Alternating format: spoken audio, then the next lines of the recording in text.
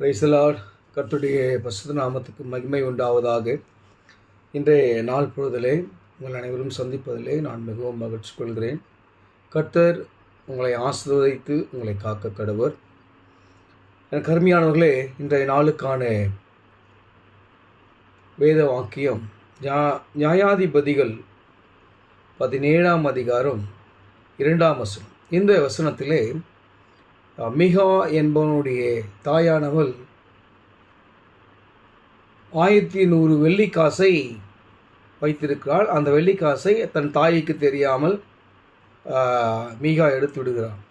அப்போது தாயானவள் அதை குறித்து ஒரு சாபமான ஒரு வார்த்தைகளை சொல்லும்போது, காணாமல் போயிடுச்சு, யாரோ எடுத்துட்டாங்க அப்படின்னு சொல்லி அங்கே ஒரு சாபத்துக்குரிய காரியத்தை தன்னுடைய தாய் சொல்கிறதை அவன் கேட்கிறான்.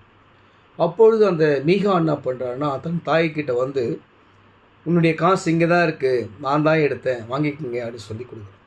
அப்போது அந்த தாயானவள் தன்னுடைய மகனை அந்த சாபத்தின் நிமித்தமாக மகன் பாதிக்கப்படக்கூடாதுன்றதுனால உடனே அவன் சொல்கிறா அழகாக அந்த 2ஆம் வசனத்தின் பிற்பகுதியில், என் மகனை நீ கர்த்தரால் ஆசீர்வதிக்கப்படுவாய் என்றான்.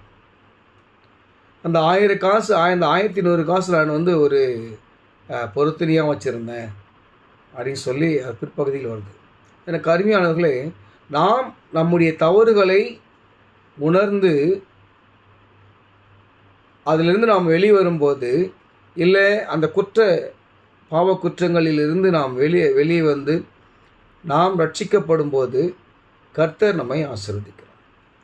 நம்முடைய பாவங்களை அறிக்கை செய்யும் போது கர்த்தர் நம்மை ஆசீர்வதிக்கிறார். நாம் நம்முடைய வீட்டிலையோ நம்ம அப்பாவுக்கு தெரியாமல் அம்மாவுக்கு தெரியாமல் ஏதாவது தவறுகள் செய்திருந்தால், இல்லை மனைவிக்கு தெரியாமல் கணவனுக்கு தெரியாமல் ஏதாவது தவறுகள் செய்திருந்தால், இல்லை விளையாட்டு ரீதியாக சின்ன பிள்ளைகள் ஏதாவது பொருட்களை ஃப்ரெண்ட்ஸ்கிட்டேருந்து எடுத்துகிட்டு வந்திருந்தால், இது எல்லாத்தையும் எட்டும்போது அவங்கக்கிட்ட கொடுத்து அந்த தவறுகளை அவரிடம் சொல்லி நாம் ஒப்புரவாகும்போது நாம் ஆசீர்வாதத்தை பெற்றுக்கொள்கிறோம். தன்னுடைய தாயானவள் ஆசீர்வதிக்கிறாள். நீ நல்லா இருப்ப, நான் சொன்ன சாபம் பலிக்காது, ஐயோ தெரியாமல் சொல்லிட்டேப்பான்னு சொல்லலை. என் மகனே, கர்த்தர் உன்னை ஆசீர்வதிப்பார். ஏன்னு சொன்னால், இந்த 1100 வெள்ளிக்காசு நான் கர்த்தருக்கென்று வைத்திருந்த காசு, அதை நீ திரும்ப கொடுத்ததுனால கர்த்தர் உன்னை ஆசீர்வதிப்பார்.